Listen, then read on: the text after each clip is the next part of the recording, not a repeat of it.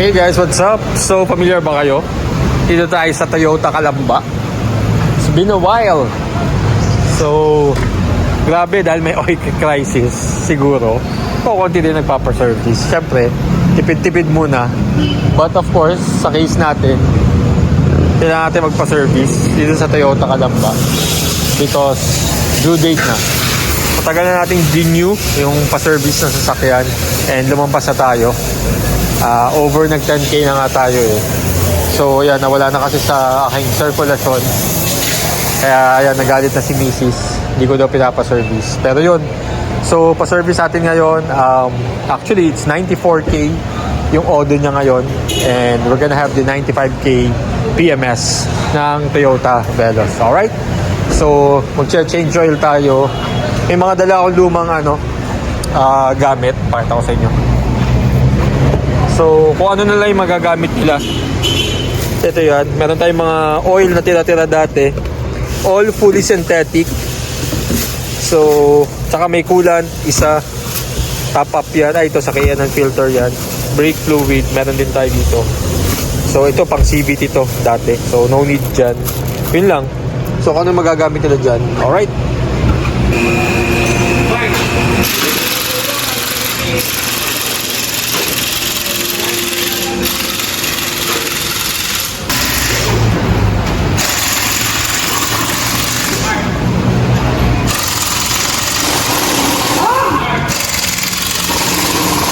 Di ba ako sobrang na talaga.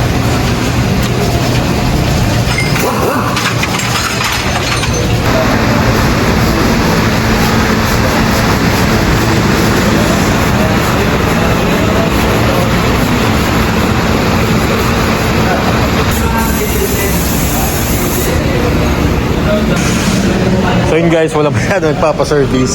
Parang tayo lang. And pakita ko lang pala sa inyo. So nagkaroon ako ng damage dito. Ipapa-insurance ko pa yan. So hindi pa siya nagagawa. Ayusin ko pa yung affidavit.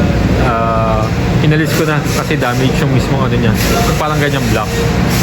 So papagawa natin sa insurance. But anyway, so yun nga, PMS 94k na yung ating Odo. The last time we've been here was 80k. So tagal na, September pa yon. So 6 months usage. Lumampas na tayo guys. Halos 14k na nga. Pero yan, checking the V. So ngayon lang natin dala. Naging busy tayo. And may dala tayong mga oil.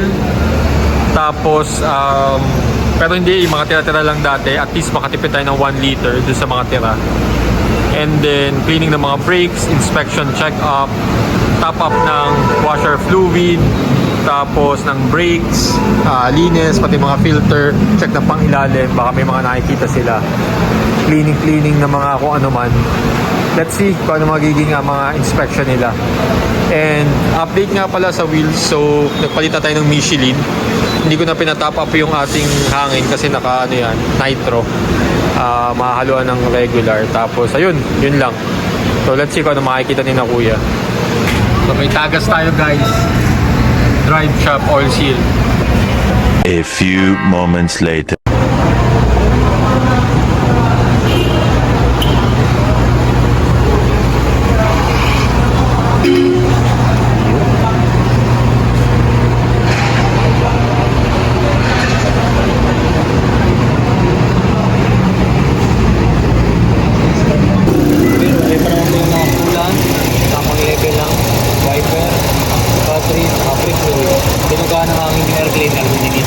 Oh, 1,000.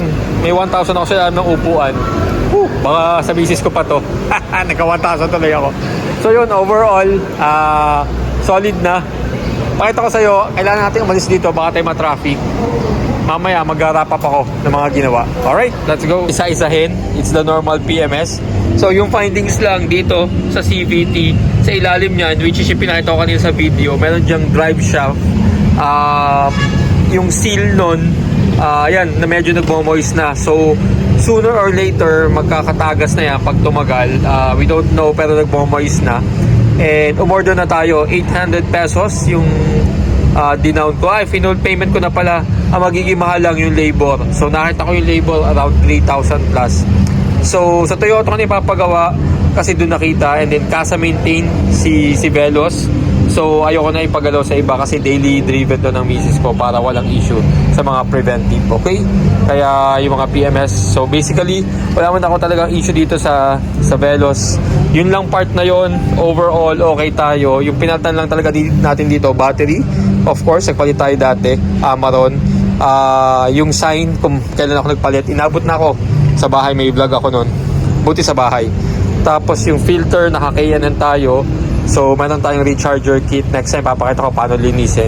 This time, binlow lang kasi malinis pa naman. And then, one thing na i-issue ko din is ito. So, ito. Iano natin sa insurance. And yeah, soon, pag naayos natin sa insurance. Alright? So, yun lang guys. That's about it. 95k PMS. Overall, swabing-swabe pa rin si V. Daily driven. Kaya ngayon, 95. Turning into 4 years. This June. Once again, follow me for more Veloz experience and videos. Alright? Subscribe guys. Bye!